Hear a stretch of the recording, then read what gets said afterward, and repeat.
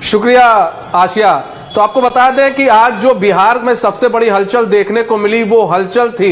प्रशांत किशोर को लेकर। चूंकि प्रशांत किशोर पिछले 2 तारीख से वो अनशन पर बैठे हुए थे, अमरण अनशन पर बैठे हुए थे। आज उन्होंने अपना अमरण अनशन जो है तोड़ दिया है और ये अमरण अनशन उन्होंने तोड़ने से पहले उन्होंने गंगा स्नान किया, उसके बाद हवन किया, उसके बाद जो है बीपीएससी के छात्रों ने उन्हें जूस पिलाकर उनका अमरण अनशन तो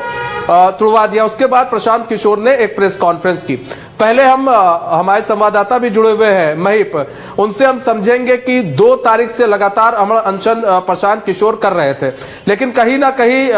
ये अमर अनशन जो था प्रशांत किशोर का वो फ्लॉप नजर आया पूर्ण रूप से। जिसलिए वो अमर अनशन कर रहे थे वो काम भी नहीं बना और जिसको लेकर ये अमर अनशन किया जा रहा था वो लोग भी प्रशांत किशोर के साथ उतनी स्थिति में नहीं दिखे जितना दिखना चाहिए था। जब एक बार बीपीएससी के छात्रों पर लाठी चार्ज हुआ तो कहीं ना कहीं उस वक्त जब प्रशांत किशोर भी साथ में थे और प्रशांत किशोर वहां से चले जाते हैं, उसके बाद प्रशांत किशोर के ऊपर से जो बीपीएससी के छात्र थे उनका भरोसा टूट जाता है। तो ऐसे में प्रशांत किशोर ने अमर अनशन तो किया, लेकिन उस अमर अनशन का असर कितना दिखा फिलहाल, और ये हम समझने की कोशिश करेंगे। महिप हमारे साथ जुड़े हुए हैं। महिप, अमर अनशन प्रशांत किशोर ने पिछले 2 तारीख से शुरू किया और उसके बाद अमर अनशन आज उन्होंने खत्म किया। अमर अनशन का क्या कोई असर दिखा प्रशांत किशोर के, या फिर यूं कहे जो लग रहा है, जो दिख रहा है वो अमर अनशन कहीं ना कहीं एक जो है अमर अनशन फ्लॉप अमर अनशन के रूप में, या यूं कहे प्रशांत किशोर का जो प्रदर्शन था एक फ्लॉप प्रदर्शन के रूप में साबित होता हुआ नजर आया? बिल्कुल, 29 तारीख को बीपीएससी के मुद्दे को लेकर जिस तरह से छात्रों के ऊपर लाठीचार्ज किया गया था, प्रशांत किशोर ने छात्र संसद पटना गए, गांधी मैदान में गांधी मूर्ति के नीचे बुलाया था। उसके बाद वो करीब 3 घंटे तक वहां रहे और उनके जाते ही पुलिस प्रशासन ने जो छात्रों पर लाठीचार्ज किया था तो उसके खिलाफ और बीपीएससी के द्वारा जिस तरह के प्रशांत किशोर और बीपीएससी अभ्यर्थियों के द्वारा जो धांधली का आरोप लगाया जा रहा था आयोग के ऊपर, उसको लेकर प्रशांत किशोर ने आमरण अनशन जारी किया और आज आमरण अनशन का 14वां दिन था और आज 14 दिन हुआ, खत्म होते होते प्रशांत किशोर ने भी अपने अनशन को खत्म कर दिया। आपको बता दें कि प्रशांत किशोर ने साफ तौर पे कहा कि हम कोर्ट गए, हम आयोग गए, हम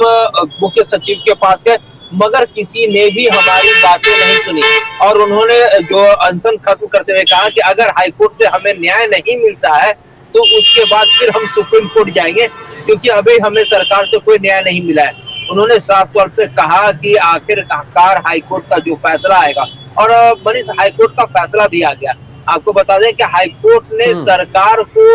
और आयोग को दोनों को 30 तारीख तक सारी स्थिति स्पष्ट करने की बात कही है। उन्होंने साफ कहा है कि आप 30 तारीख तक जो पूरा मामला है उस पर अपनी स्थिति जो है वह पेश कीजिए। जो प्रशांत किशोर के वकील हैं जिन्होंने ये पिटीशन दायर किया था, कल 15 तारीख थी और किसी कारण कल जैसे ही कोर्ट खुलता है तो इस पर बहस नहीं हो पाती है और आज का डेट दिया जाता है और आज कोर्ट खुलते ही सारे मामले पर सुनवाई होती है। 1 घंटा 20 मिनट तक यह बहस चलती है और उसके बाद लंच आवर तक ये फैसला सुरक्षित रख लिया जाता है। कहा जाता है न्यायाधीश महोदय की तरफ से कि जो फैसला होगा वह सीधा आपको लंच आवर के बाद होगा, लेकिन प्रशांत किशोर का जो अनशन तोड़ने का समय था वह 2 बजे था। उन्हें उम्मीद थी कि 2 बजे के बाद जो है यह फैसला आ जाएगा, लेकिन यह फैसला नहीं आता है और फिर प्रशांत किशोर अपनी टाइमिंग बढ़ाते हैं अनशन तोड़ने की और वह 2:30 बजे के आसपास करते हैं, जिसके बाद साफ तौर पर जो हाईकोर्ट है, ऑनरेबल जज है, उन्होंने साफ कहा कि अब हम फैसला ओपन कोर्ट में नहीं सुनाएंगे, हमने फैसला सुरक्षित रख दिया है और अब यह फैसला जो है वह सीधा आपको जो कोर्ट की वेबसाइट है उस पर मिल जाएगा। शाम के 5 बजे के बाद यह फैसला अपडेट किया जाएगा। उसके बाद शाम 5 बजे के बाद यह फैसला जो है वह कोर्ट की वेबसाइट पर आता है और उसमें साफ तौर पर जो न्यायाधीश हैं उनकी तरफ से जो बातें कही गई हैं, उन्होंने साफ तौर पर कहा है कि जिस तरह से पिछले दिनों जो एग्जाम हुए थे उसमें धांधली हुई थी, 13 दिसंबर का वो दिन था और उसके बाद जिस तरह से पटना के एक सेंटर जो पटना सिटी के कुम्हरार में पड़ता है, बापू परीक्षा केंद्र, उसमें जो धांधली हुई थी 12,000 बच्चे यानी कि 24 सेंटर के बराबर वहां बच्चे रहते हैं और उसके बाद यानी कि 12,000 बच्चों के भविष्य के साथ जो है यह खिलवाड़ हुआ था। उस पर जो ललित जी हैं, जो वरिष्ठ अधिवक्ता है, उन्होंने सुनवाई के दौरान साफ तौर पर कहा था कि ऐसी कोई बात नहीं है। हम लोगों ने इन लोगों को बार बार कहा है कि आप लोग अपनी साक्ष्य को आयोग के सामने और सरकार के सामने रखिए, मगर इन्होंने किसी भी तरह की ना तो साक्ष्य आयोग के सामने रखा और ना ही कोई कहा जाए तो कोई बातें रखे। बस ये लोग सिर्फ एक ही चीज की रट लगाए हुए थे कि किसी भी तरह से जो एग्जाम है वह कैंसिल हो जाए, जो कि कहीं से भी उचित नहीं है। इस पर पटना हाईकोर्ट के जो न्यायाधीश महोदय हैं, उन्होंने साफ तौर पे कहा कि आयोग अपनी स्थिति जो है वह स्पष्ट करे कि आखिर क्या मामला है और पूरी स्थिति की जानकारी जो है वह कोर्ट के समक्ष प्रस्तुत करे। वहीं जब तक कि यह फैसला नहीं आ जाता है तब तक हाईकोर्ट ने साफ तौर पे कहा है कि किसी भी तरह की कोई भी इस पर आगे अब बात नहीं होगी। जब तक कि फैसला नहीं आता है तब तक सारी बातों को क्लियर करने के दोनों तरफ के पक्षों को कहा गया है। हाँ, तो कहीं ना कहीं देखिए यहाँ पर बात की जाए तो हाईकोर्ट का फैसला भी आप बता रहे थे और लेकिन महिप हम कहेंगे थोड़ा आप पीछे हो जाए क्योंकि आपका फेस सही नहीं आ रहा है स्क्रीन पर। और यहाँ पर हम बात करेंगे महिप, लेकिन हम जो बात कर रहे थे यहाँ पर कि प्रशांत किशोर के पूरे रैली को लेकर हम बात कर रहे थे, प्रशांत किशोर के धरने को लेकर हम बात कर रहे थे कि प्रशांत किशोर का धरना कितना कारगर सही सिद्ध हुआ और या तो फ्लॉप दिखा यहाँ पर, क्योंकि जैसा कि आपने भी कहा कि प्रशांत किशोर ने कहा हम बीपीएससी के पास गए, उनकी बात नहीं मानी गई। उन्होंने सरकार से बात की, उनकी बात नहीं मानी गई। वो धरना प्रदर्शन करते रहे लेकिन उनकी बात कहीं नहीं सुनी गई। तो कुल मिलाकर यह समझा जाए कि जो प्रदर्शन था वो फ्लॉप रहा प्रशांत किशोर का, जो अमर अनशन पर बैठे थे। हम बता दें कि जिस तरह से प्रशांत किशोर ने, हम वही बात कर रहे थे, अचानक से हाईकोर्ट का भी जो फैसला आया वो दर्शकों को बताना जरूरी था। लेकिन जिस तरह से जो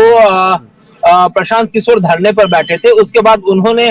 यह फैसला लिया कि हम लगातार जो है वह धरना पर बैठेंगे, आमरण अनशन करेंगे छात्रों के हितों को लेकर। लेकिन धीरे धीरे एग्जाम की डेट आए, छात्र अलग होते गए, सारे छात्र। आज जब हमने प्रशांत किशोर से यह सवाल किया कि आखिरकार अब आपके पास उतने छात्र नहीं दिखते हैं जो उस दिन यानी 29 तारीख को पटना के गांधी मैदान में गांधी मूर्ति के नीचे बैठे थे, तो कहीं ना कहीं ऐसा नहीं समझा जाए कि आपकी जो पूरी बातें हैं, आपका जो यह आंदोलन है वो फ्लॉप हो रहा है। उस पर प्रशांत किशोर ने कहा बिल्कुल नहीं, क्योंकि छात्रों को अपना कैरियर बनाना है, उन्हें राजनीति नहीं करनी है। इसलिए अब छात्र अपनी पढ़ाई कर रहे हैं, उन्हें अगले एग्जाम की तैयारी करनी है, इसके लिए भी वो दिन रात लगे हुए हैं।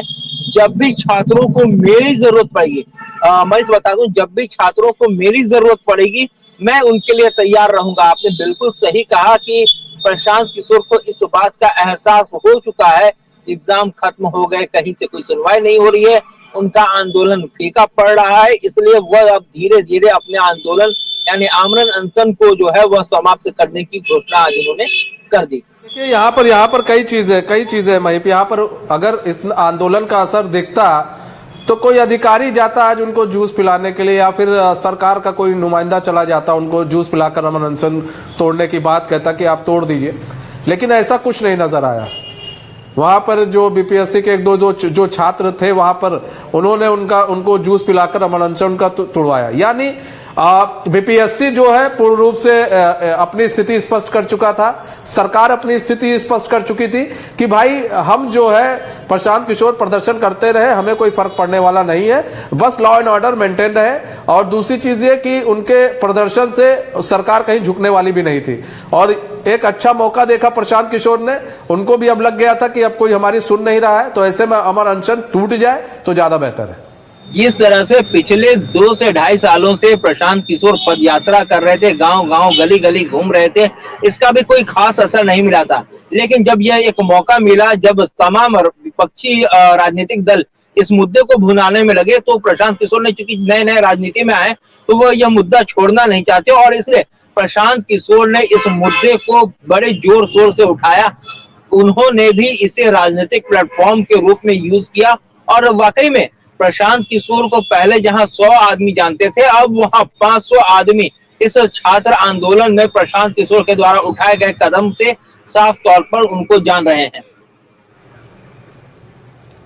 अच्छा, यहाँ पर वहीं पे एक चीज और भी है, क्योंकि उसकी भी चर्चा करनी जरूरी है। प्रशांत किशोर ने जब प्रेस कॉन्फ्रेंस प्रशांत किशोर ने की, तो वो शायद प्रेस कॉन्फ्रेंस के समय मर्यादा भूल गए, भाषा की मर्यादा भूल गए।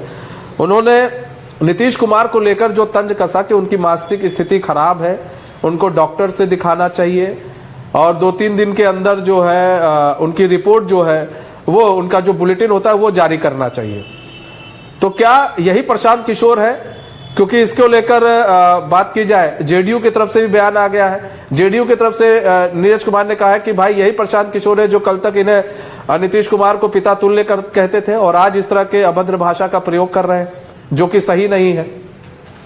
आपको बता दें कि जब जनता दल यूनाइटेड में राष्ट्रीय उपाध्यक्ष के पद पर प्रशांत किशोर थे, तब वह इन्हीं नीतीश कुमार जो बिहार के मुख्यमंत्री हैं उन्हें अपने पिता के तुल्य समझते थे और कहीं भी यह बोलने से नहीं हिचकते थे कि नीतीश कुमार हमारे पिता तुल्य हैं, मैं उनका बेटा हूं। उनका एक बेटा नहीं, दो बेटा है। अब देखिए, राजनीति ने ऐसी करवट ली कि प्रशांत किशोर ने अपनी जो राजनीतिक पार्टी है उसे खड़ा किया और अब खुद बिहार सरकार के ऊपर जमकर हमलावर हैं। वो भारतीय जनता पार्टी की तरफ जो है कम हमलावर रहते हैं, लेकिन बिहार के मुख्यमंत्री नीतीश कुमार के ऊपर सबसे ज्यादा हमलावर रहते हैं। विपक्षी पार्टियां भले ही दबे जुबान में कह रही हो कि नीतीश कुमार थक गए हैं, बूढ़े हो गए हैं, उन्हें होश नहीं रहता, लेकिन आज जिस तरह से प्रशांत किशोर ने जो बिहार के मुख्यमंत्री नीतीश कुमार हैं उनको लेकर बहुत बड़ा विवादित बयान दे दिया। उन्होंने साफ तौर पर कहा कि पिछले 2 सालों से जिस तरह से नीतीश कुमार की हरकत है उसे देखते हुए अब साफ तौर पर हो गया है कि उनकी मानसिक स्थिति सही नहीं है।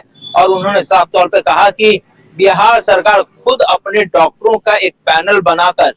बिहार के मुख्यमंत्री नीतीश कुमार की मानसिक स्थिति की जांच करवाए, क्योंकि उन्हें अक्सर देखा जाता है कि वह काम कुछ और करते हैं और उनकी जुबान कुछ और बोलती है और उनका जो बिहेवियर है वह कुछ और बोलता है। इसी को लेकर प्रशांत किशोर ने तंज कसा और साफ तौर पर कहा कि अब इसका हेल्थ बुलेटिन, मानसिक स्थिति का जो हेल्थ बुलेटिन है वह जारी होना चाहिए। वहीं दूसरी तरफ अब सत्ता पक्ष में बैठे लोग भी जो है प्रशांत किशोर पर जमकर गर्म हो गए हैं, जमकर जो है वो राजनीति शुरू हो गई। उन्होंने साफ तौर पर कहा, नीरज कुमार की आप बात कर रहे थे, जेडीयू एमएलसी भी है और साफ तौर पर मुख्य प्रवक्ता भी है। उन्होंने साफ तौर पर कहा कि आखिरकार प्रशांत किशोर कैसे आदमी जो कल तक इन्हें पिता तुल्य बताते थे, आज वह उनकी मानसिक स्थिति को लेकर जो है सवाल खड़ा कर रहे हैं। इससे गंदी राजनीति नहीं हो सकती। क्या कोई बेटा अपने पिता के, यहाँ पर ये जरूरी हो जाता है, चूंकि इस शब्द का प्रयोग और जिस तरह से नीरज कुमार ने किया, जो बताया कि जो कल तक पिता तुल्य कहते थे, आपने भी बताया, हम लोग ने भी सुना कि पिता तुल्य कहते थे, यानी कि पिता के बराबर अपने स्थान देते थे नीरज कुमार, माफ कीजिएगा, नीतीश कुमार को, प्रशांत किशोर, ठीक है, जब वो उनके साथ हुआ करते थे। ऐसे में जो बात की जाए, चाचा भतीजे की बात कर ली जाए, जैसे कि तेजस्वी यादव है, नीतीश कुमार को चाचा कहते हैं, तो क्या अब जो है यहां पर रिश्तों की मर्यादा भी तार तार हो रही है? एक तरफ चाचा कहते हैं और चाचा के ऊपर तरह तरह के ब्लेम लगाए जाते हैं, किसी भी तरह के बयान दे दिया जाता है नीतीश कुमार को लेकर। एक तरफ पिता कहते थे, कल तक उनके बेटे बने फिर रहे थे कि नहीं हमारे भाई, जब वो पिता तुल्य हो गए तो प्रशांत किशोर उनके बेटे की तरह हो गए। और आज वही बेटा जो है नीतीश कुमार की मानसिक स्थिति को लेकर जिस तरह से बयान दिया जा रहा है प्रेस कॉन्फ्रेंस में, क्या लग रहा है कि राजनीति अब दूसरी दिशा की ओर निकल चुकी है? ये पहली बार नहीं है, राजनीति में कोई भाषा की मर्यादा नहीं होती। ये आज के हालात को देख के कहा जा सकता है, क्योंकि जिसे जब भी मौका मिलता है वह एक दूसरे के ऊपर जो विवादित बयान है वह देने से हिचकते नहीं। आपको याद होगा कि खुद लालू प्रसाद यादव ने भी बिहार के मुख्यमंत्री नीतीश कुमार की महिला संवाद यात्रा को लेकर कहा था कि वह तो नैन सेकने जा रहा है। और ये पहली बार नहीं है, इसके पहले भी कई ऐसे दफे देखने को मिले हैं, कई ऐसे मामले देखने को मिले हैं जब जो राजनीतिक पार्टियां हैं, राजनीतिक दल हैं, जो राजनीतिक दल के शीर्ष नेतृत्व के नेता हैं, वह एक दूसरे के ऊपर जो घटिया तरह की राजनीति शब्दों का प्रयोग करते हैं उसका जमकर प्रयोग करते हैं। और आज एक बार फिर से जो है यह वानगी देखने को साफ तौर पर मिल रही है। मनीष, अच्छा, एक चीज और भी है, प्रशांत किशोर ने एक बात का और जिक्र किया, वो भी अपने दर्शकों को बताना जरूरी है। प्रशांत किशोर ने यह कहा कि जो लाठीचार्ज हुआ था जब छात्रों के ऊपर, उन पुलिस वालों के ऊपर भी, और जब वो प्रदर्शन कर रहे थे, अमर अनशन पर बैठे थे गांधी प्रतिमा के नीचे वहां पर, तो ऐसे में जब उनको उठाया गया उनके ऊपर भी वो जो है केस करेंगे, ऐसा भी बयान जो है प्रशांत किशोर की तरफ से दिया गया। किस तरह का केस करेंगे और किस तरह से जो है ऐसे लोगों को चिन्हित किया जाएगा प्रशांत किशोर के द्वारा, और कब किया जाएगा केस? प्रशांत किशोर ने आज अपने आमरण अनशन को तोड़ते हुए साफ तौर पर कहा है कि जिस तरह से बिहार सरकार में कुछ अधिकारी हैं उन्हें छोड़ा नहीं जाएगा, ह्यूमन राइट सहित तमाम जो भी उनके पास राइट हैं, क्योंकि आप लोकतंत्र में कभी किसी के ऊपर एक थप्पड़ भी नहीं मार सकते हैं जब तक कि वो गिल्टी ना हो। और गिल्टी होने का मतलब नहीं है कि आप उसके साथ अमानवीय व्यवहार करें, आप उसे कानून में पेश कर सकते हैं। और लेकिन प्रशांत किशोर ने साफ तौर पर कहा कि जिस तरह से अमानवीय व्यवहार हुआ है उनके साथ और बीपीएससी अभ्यर्थियों के खिलाफ, तो अब इनके पास भी राइट है कि यस, सरकार के ऊपर एफआईआर कर सकते हैं उन अधिकारियों को चिन्हित करके, और ज्यादा दिन नहीं वो उनको जुडिशियल में भी ले जाने की जो है तैयारी कर रहे हैं। उन्होंने साफ तौर पर कहा है 2 से 3 दिन के अंदर अब इन सभी लोगों को कोर्ट में जो है वो पेश होना होगा और सारी चीजों को जो है वह मानना होगा कि आखिर उन्होंने किस तरह से अमानवीय व्यवहार किया है। ठीक है, बहुत बहुत धन्यवाद महीप हमारे साथ जुड़ने के लिए और तमाम जानकारी साझा करने के लिए। तो आपको बता दें कि प्रशांत किशोर ने अमर अनशन तो तोड़ दिया है, उनका अमर अनशन आज से खत्म हो चुका है। बीपीएससी के छात्रों ने उन्हें जूस पिला के उनका अमर अनशन तो खत्म कर दिया, लेकिन प्रशांत किशोर के बयान ने कहीं ना कहीं एक बार फिर से जो है राजनीति में भूचाल लाने का काम कर दिया। जिस तरह से उन्होंने नीतीश कुमार को लेकर बयान दिया है, उसके बाद एक बार फिर से बिहार की राजनीति गर्म होती नजर आएगी। और अभी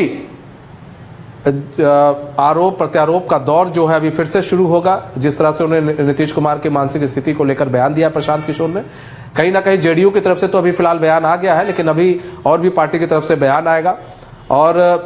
अब कहीं ना कहीं प्रशांत किशोर को घेरने की कोशिश जो है एनडीए की तरफ से किया जाएगा। अब देखना होगा विपक्षी पार्टी प्रशांत किशोर के इस बयान को लेकर क्या कहती है और उसकी तरफ से उसकी राय क्या होती है प्रशांत किशोर के बयान को लेकर। फिलहाल हमारे इस खास पेशकश में इतना ही, मुझे दीजिए इजाजत और खबरों को देखने के लिए देखते रहिए न्यूज़ बाइस्कोप। नमस्कार।